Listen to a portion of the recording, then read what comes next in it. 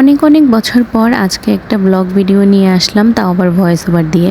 আসলে একটু মজা করলাম, সত্যি তো অনেক দিন পর কিন্তু আমি ভয়েস ওভার দিয়ে আজকের ভিডিও দিচ্ছি। তো আসসালামু আলাইকুম, কি অবস্থা সবার, সবাই কেমন আছো? একটা ছোট্ট প্রোগ্রামের আয়োজন ছিল কয়েকদিন আগে আমার বাসায়। সেদিন কি কি করেছিলাম এবং কি আয়োজন ছিল তা নিয়েই থাকছে আজকের এই ছোট্ট ভিডিওতে। তো তোমরা দেখতেই পাচ্ছ আমি কিন্তু এখানে আগের দিন থেকেই প্রিপারেশন নেওয়া শুরু করে দিয়েছিলাম, চিংড়ি মাছগুলো বেছে রাখছিলাম। তো সাথে কিন্তু আরও অনেক কিছু আইটেম করা হয়েছে, তোমরা ভিডিওটি দেখতে থাকো শেষ পর্যন্ত। তো রাতের বেলায় গরুর মাংসটা রান্না করা হয়েছিল। গরুর মাংস যেহেতু আগে রান্না করলে কোনো সমস্যা হয় না, বা আগে রান্না করলে কিন্তু আমার কাছে মনে হয় পরের দিন টেস্টটা ভালো আসে।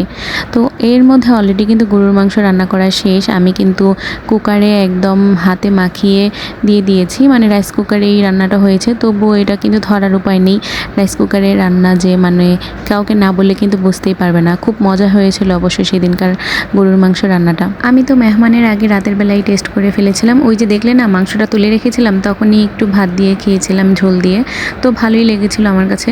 তো যাই হোক, এর পরের দিন সকাল সকাল একদম ভোরবেলায় আম্মু রান্নাবান্না শুরু করে দিয়েছে, রোস্ট রান্না শুরু করেছে প্রথমেই। তো এখানে পেঁয়াজগুলোকে ভালো মতন ভাজা ভাজা করে টমেটো, পেঁয়াজ, কাঁচামরিচ বাটা একসাথে দিয়ে দিয়েছে।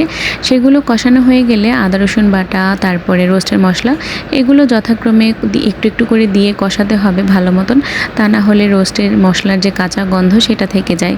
তারপর রোস্টের মশলার মেইন যে উপকরণটা টক দই, সেটা না দিলেই নয়।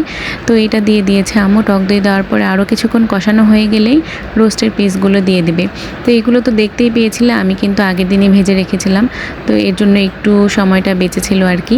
তো রোস্টের মশলাগুলো ভালো মতন কষানো হয়ে গেলে আর তেমন কোনো কাজ নেই, জাস্ট একটু পানি আর দুধ দিয়ে জাল করে নিলেই হবে। জাস্ট নামানোর আগে একটু বেরেস্তা আর ঘি দিলেই হয়ে যাবে। তারপর এখানে দেখো আমি কিন্তু বকবক করতে করতে আম্মু আবার অন্য একটা রান্না করা শুরু করে দিয়েছে, মাছ, ডিম সব কিছুই। তো যেহেতু আম্মু রান্না করছে, আমি কুকারিস আইটেমগুলো একটু নামিয়ে নিচ্ছি, যেহেতু একটু সার্ভ করতে হবে, ভালো মতন পরিবেশন করার দরকার আছে, তাই না? তো এখানে কিন্তু এই যে দেখো আম্মুর কিন্তু অলরেডি মাছ রান্না শেষ। আমি ওই ফাঁকে কিন্তু আমার ছেলেকে নিয়ে এক্সাম দিতে চলে গিয়েছিলাম, মানে জাস্ট আমি এই ক্লিপগুলো নিতে পেরেছিলাম ভাজাভাজির আর কি। পুরো রেসিপি এগুলো তো আর করতে পারিনি।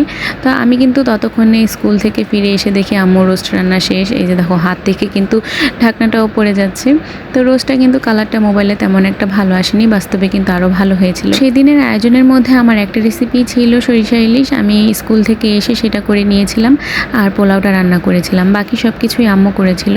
তো আম্মু একটু রেস্ট নিতে বলেছিলাম, তো সেদিন তো আর রেস্ট নেওয়ার কোনো উপায় নেই, অনেক কাজ করতে হয়েছিল, সবাই একটু কষ্ট করেছিল আর কি। তো আমি এখন এখানে মানে নর্মালি যেভাবে পোলাও রান্না করি সব সময়, সেভাবেই রান্না করে নিয়েছিলাম। আর আমি কিন্তু পোলাওর মধ্যে কোনো পেঁয়াজ দিই না, সেটা অবশ্য আম্মু থেকেই শিখেছি। তো যাই হোক, পোলাও রান্না করতে করতে কিন্তু এর মধ্যে মেহমান চলে আসছে অলরেডি। তো গ্রীষ্মকাল যেহেতু আম লিচু তো থাকবেই, সেগুলো নিয়ে আসছিল। তো আমি একটু একটু করে ভিডিও করছি আর দেখাচ্ছিলাম তোমাদেরকে। আর আমি যে মিষ্টি দই এগুলো পছন্দ করি, সেগুলো আনতে ভুলিনি ওরা।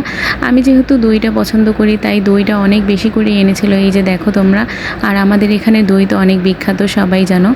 অবশ্য মুন্সিগঞ্জের দই মিষ্টি এই সব কিছুই অনেক ভালো, মানে ডেজার্ট আইটেমগুলো। তো কথা বলতে বলতে এই যে দেখো আমি কিন্তু আর কোনো ভিডিও করিনি, ডিরেক্ট একদম পরিবেশন করেছি যে টেবিলে, সেগুলোই তোমাদেরকে দেখাচ্ছি। সেদিন সব কিছুই সুন্দরভাবে হয়েছে, আম্মু থাকাতে আমার জন্য অনেক উপকার হয়েছিল।